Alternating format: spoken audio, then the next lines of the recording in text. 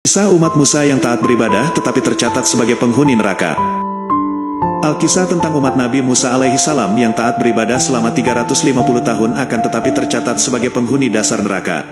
Suatu ketika Nabi Musa mendapati seseorang umatnya yang sedang beribadah kepada Allah Subhanahu wa Ta'ala. Kemudian Nabi Musa mendekati dan menyapanya, karena orang tersebut merasa dirinya paling taat beribadah di antara kaum yang lainnya.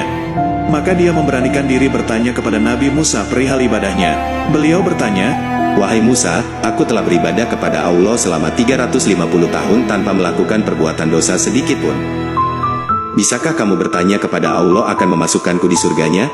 Atas permohonan dari umatnya, Nabi Musa kemudian bermunajat memohon kepada Allah agar memberitahukan di akhirat kelak, umat yang rajin beribadah ini ditempatkan di mana. Lalu Allah berfirman, "Wahai Musa, sampaikanlah kepadanya bahwa aku akan meletakkannya di dasar nerakaku yang paling dalam." Kemudian Nabi Musa memberitahukan perihal jawaban Allah atas pertanyaannya. Sontak sang ahli ibadah tersebut tercengang mendengar perkataan Nabi Musa. Dengan perasaan terharu ia beranjak dari hadapan Nabi Musa. Terpikir olehnya mengenai bagaimana nasib saudara-saudaranya yang baru beribadah selama 200 dan 300 tahun atau lebih singkat darinya. Keesokan harinya, ahli ibadah itu menjumpai Nabi Musa kembali dan kemudian bertanya, "Wahai Musa, aku ikhlas dimasukkan Allah ke dalam nerakanya yang paling dalam, akan tetapi aku meminta satu permohonan lagi.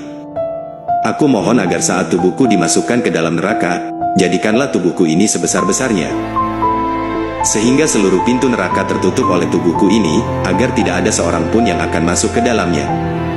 Nabi Musa pun kemudian menyampaikan kembali permohonan orang tersebut kepada Allah.